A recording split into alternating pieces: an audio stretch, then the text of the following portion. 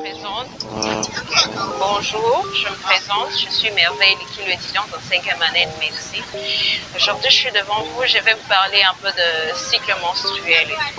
Cycle menstruel, c'est un cycle déjà, c'est cette période-là qui va dès l'apparition des règles à l'apparition des règles prochaines. Généralement, ce cycle est divisé en deux parties, la phase folliculaire où il y a cette maturation de follicules et la phase lutéale où il y a cette dégénérescence et tout, au cas où il n'y a pas par exemple fécondation. Et alors, très souvent ce cycle il est de 28 jours généralement, mais il peut se faire que ce cycle atteigne 29, 30, 31, 32, 33. Il y a même de ceux qui atteignent jusqu'à une cinquantaine de jours et là déjà ça devient pathologique.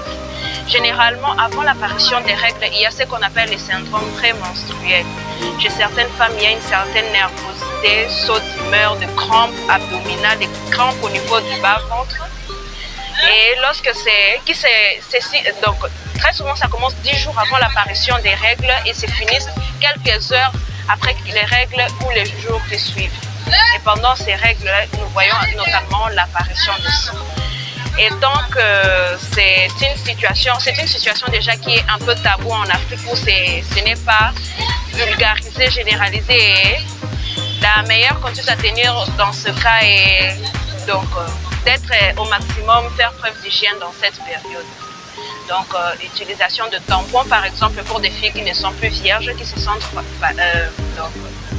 qui estiment que c'est plus facile de les utiliser. Donc des tampons sont des dispositifs qu'on insère dans le vagin, constitués d'un certain fil et les fils restent dehors donc pour permettre à ce qu'on puisse les retirer facilement. Pour ceux qui se sentent encore plus à l'aise, il y a des serviettes, directement des serviettes hygiéniques. Et pour généralement nos mamans qui ne sont pas habituées aux serviettes, elles utilisent des linges, mais généralement des linges en coton et très propres, lesquels faudrait laver après utilisation à l'eau chaude et les étaler au préalable au soleil, ensuite les repasser correctement. Et je pense que c'est ça. Et pour dire si c'est pathologique ou pas, il y a des personnes qui souffrent de dysménorrhée.